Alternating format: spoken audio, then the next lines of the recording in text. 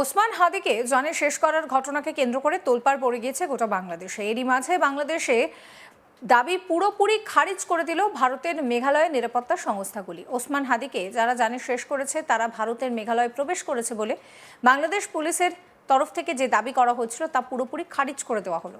তারা এই ভিত্তিহীন অভিযোগ এবং এই বিষয়টাকে পুরোপুরিভাবে বিভ্রান্তিকর বলে অভিহিত করেছে।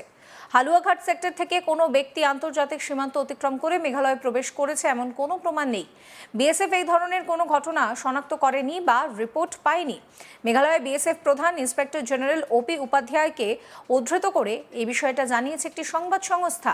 মেঘালয় পুলিশের একজন ঊর্ধ্বতন আধিকারিক বলেন, গারো পাহাড় অঞ্চলে সন্দেহভাজনদের উপস্থিতির দাবির কোনো তথ্য বা গোয়েন্দা তথ্য নেই। তিনি আরও বলেন, স্থানীয় পুলিশ ইউনিটগুলো এমন কোনো গতিবিধি শনাক্ত করতে পারেনি এবং কেন্দ্রীয় সংস্থাগুলির সঙ্গে সমন্বয় অব্যাহত রয়েছে। বিএসএফ আধিকারিকরা জানাচ্ছেন, আন্তর্জাতিক সীমান্তে মোতায়েন করা কর্মীরা যে কোনো অপ্রীতিকর ঘটনা এড়াতে হাই অ্যালার্ট স্থানে অবস্থান করছে। বিশেষত প্রতিবেশী দেশের অস্থিরতা এবং অস্থিতিশীলতার পরিস্থিতির পরিপ্রেক্ষিতে বাহিনী আরও জানিয়েছে যে এই সেক্টরের সীমান্তে সর্বক্ষণ নজরদারি চলছে এবং অবৈধভাবে সীমান্ত অতিক্রমের যে কোনো প্রচেষ্টা দ্রুত শনাক্ত করে মোকাবিলা করা হবে। গারো পাহাড় অঞ্চলটি মেঘালয়ের পশ্চিমাঞ্চলীয় সেক্টরে অবস্থিত, যা বাংলাদেশের সঙ্গে একটি আন্তর্জাতিক সীমান্ত ভাগ করে নেয় এবং সীমান্ত নিরাপত্তা বাহিনী দ্বারা সুরক্ষিত।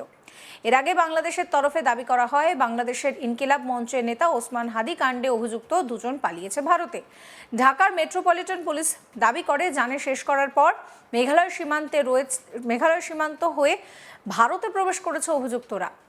ডিএমপি মিডিয়া সেন্টারের এক সংবাদ সম্মেলনে অতিরিক্ত কমিশনার এস.এন. নজরুল ইসলাম বলেন, হাদি কাণ্ডে অভিযুক্ত ফেজল করিম মাসুদ এবং আলমগীর শেখ হাদিকে শেষ করার পর স্থানীয়দের সহায়তায় ময়মনসিংহের হালুয়াঘাট সীমান্ত দিয়ে ভারতে পালিয়েছে। তিনি আরও বলেন, তদন্তের ভিত্তিতে আমরা যে বিষয়টা জানতে পেরেছি তাতে সন্দেহভাজনরা হালুয়াঘাট সীমান্ত দিয়ে ভারতে প্রবেশ করেছে। তারা সীমান্ত অতিক্রম করার পর প্রথমে পূর্তি নামে এক ব্যক্তি তাদেরকে নিয়ে যায়। সেখান থেকে পরে সামি নামে এক ট্যাক্সি চালক দুষ্কৃতীদের মেঘালয়ের তুরা শহরে পৌঁছে দেয়। আমরা মেঘালয় পুলিশের সঙ্গে যোগাযোগ করে জানতে পেরেছি তারা পূর্তি এবং সামিকে গ্রেফতার করেছে। শোনাব আপনাদের কি বলছেন এস.এন. নজরুল। ফয়সাল ও আলমগীর ঘটনার পরপরই ঢাকা হতে সিএনজি করে আমিন বাজারে যায়। পরবর্তীতে তারা মানিকগঞ্জের কালামপুর যায়। সেখান থেকে পূর্ব পরিকল্পনা অনুযায়ী একটি প্রাইভেট কারে করে ময়মনসিংহের হালুয়াঘাটে পৌঁছে। ঘটনাটি তাদের পূর্ব পরিকল্পিত ছিল। এই জন্য আসামিদেরকে চিহ্নিত করার পূর্বেই তারা সীমান্ত পাড়ি দিতে সক্ষম হয়। হালুয়াঘাটের পূর্বে মুন ফিলিং স্টেশনে জনৈক ফিলিপ এবং সঞ্জয় তাদেরকে গ্রহণ করার জন্য অপেক্ষা করতে থাকে। ফিলিপ তাকে সীমান্ত পার করে ভারতের মেঘালয় রাজ্যে জনৈক পুত্তির নিকট হস্তান্তর করে। পুত্তি এক ট্যাক্সি ড্রাইভার স্বামীর কাছে তাদেরকে হস্তান্তর করে। স্বামী মেঘালয় রাজ্যের তুরা নামক একটি শহর আছে, সেই শহরে তাদেরকে পৌঁছে দেয়। আমরা ইনফরমাল চ্যানেলে মেঘালয় পুলিশের সাথে যোগাযোগ করে যেটি জানতে পেরেছি, তারা ইতোমধ্যে পুত্তি ও স্বামীকে গ্রেফতার করেছে। আমরা সন্দেহ করি আসামিদ্বয় অবৈধ পথে সীমান্ত পাড়ি দিয়েছেন। এই ঘটনার সাথে বিভিন্নভাবে জড়িত থাকার কথা স্বীকার করে গ্রেফতারকৃতদের মধ্যে 6 জন স্বীকারোক্তিমূলক জবানবন্দি প্রদান করেছেন এবং 4 জন সাক্ষী। ওসমান হাদিকে জানে শেষ করার ঘটনায় তোলপাড় পড়ে গিয়েছে বাংলাদেশে। এরই মাঝে বাংলাদেশের পুলিশের যে দাবি, সেই দাবিকেই খারিজ করে দিল ভারতের মেঘালয়ের নিরাপত্তা সংস্থাগুলি। ওসমান হাদিকে যারা জানে শেষ করেছে তারা ভারতের মেঘালয়ে প্রবেশ করেছে বলে বাংলাদেশ পুলিশ দাবি করেছিল। সেই দাবি আপনাদেরকে শোনালাম, কিন্তু সেই বিষয়টা পুরোপুরি মেঘালয়ের নিরাপত্তা সংস্থাগুলো খারিজ করে দিয়েছে। তারা এই অভিযোগকে ভিত্তিহীন, বিভ্রান্তিকর বলে অভিহিত করেছে। হালুয়াঘাট সেক্টর থেকে কোনো ব্যক্তি আন্তর্জাতিক সীমান্ত অতিক্রম করে মেঘালয়ে প্রবেশ করেছে এরকম কোনো তথ্য নেই। বিএসএফ এই ধরনের কোনো ঘটনাকে শনাক্ত করেনি বা কোনো রিপোর্ট পায়নি। মেঘালয় বিএসএফ প্রধান ইন্সপেক্টর জেনারেল ওপি উপাধ্যায়কে উদ্ধৃত করে এই বিষয়টাই জানিয়েছে একটি সংবাদ সংস্থা। মেঘালয় পুলিশের একজন ঊর্ধ্বতন আধিকারিক বলেন, গারো পাহাড় অঞ্চলে সন্দেহভাজনদের উপস্থিতির দাবির কোনো তথ্য বা গোয়েন্দা তথ্য নেই। তিনি আরও বলেন, স্থানীয় পুলিশ ইউনিটগুলি এমন কোনো গতিবিধি শনাক্ত করতে পারেনি এবং কেন্দ্রীয় সংস্থাগুলির সঙ্গে সমন্বয় অব্যাহত রয়েছে। বিএসএফ আধিকারিকরা জানাচ্ছেন, আন্তর্জাতিক সীমান্তে মোতায়েন করা কর্মীরা যে কোনো অপ্রীতিকর ঘটনা এড়াতে হাই অ্যালার্টে রয়েছেন, বিশেষত প্রতিবেশী দেশের অস্থিরতা এবং অস্থিতিশীল পরিস্থিতির পরিপ্রেক্ষিতে। বাহিনী আরও বলছে যে এই সেক্টরের সীমান্তে সর্বক্ষণ নজরদারি চলছে এবং অবৈধভাবে সীমান্ত অতিক্রমের যে কোনো প্রচেষ্টাকে শনাক্ত করে মোকাবিলা করা হবে। গারো পাহাড় অঞ্চলটি মেঘালয়ের পশ্চিমাঞ্চলীয় সেক্টরে অবস্থিত, যা বাংলাদেশের সঙ্গে একটি আন্তর্জাতিক সীমান্তকে ভাগ করে নেয় এবং সীমান্ত নিরাপত্তা বাহিনীর দ্বারা সুরক্ষিত।